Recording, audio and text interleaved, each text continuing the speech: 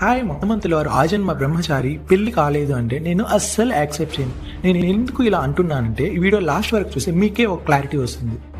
పరాశర సంహిత ప్రకారం హనుమంతుల వారికి పెళ్లి అయింది. అసలు ఏం జరిగిందంటే హనుమంతుల వారు సూర్యభగవాను దగ్గర 9 వ్యాకరణాలు నేర్చుకుంటున్నారు.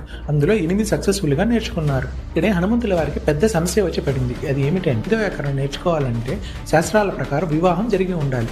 కానీ హనుమంతుల వారు మాత్రం ఆజన్మ బ్రహ్మచారి. హనుమంతుల వారికి 9వ వ్యాకరణం నేర్చుకోవడానికి అర్హత లేదు. కానీ స్టడీ మాత్రం ఆగకూడదు.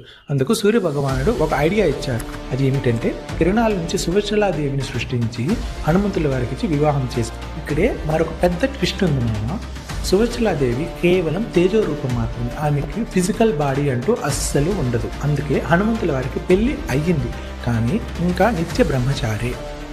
ఇప్పటికీ హనుమంతుల వారికి పెళ్లి అయిందంటే నన్ను నమ్మరు కదా. ప్రూఫ్ కావాలంటే తెలంగాణలోని ఖమ్మం డిస్టిక్లోని సువచ్చలా సహిత హనుమాన్ దేవస్థానం ఉంది. ఇక్కడికి పెళ్లి కాని వారు కానీ వెళ్తే వెంటనే పెళ్లి అవుతుంది అంటున్నా. మీ ఫ్రెండ్స్లో కానీ ఎవరైనా కానీ పెళ్లి కాని ఫ్రెండ్స్ కానీ ఉంటే వెంటనే మన వీడియోని వాళ్ళకి షేర్ చేయండి.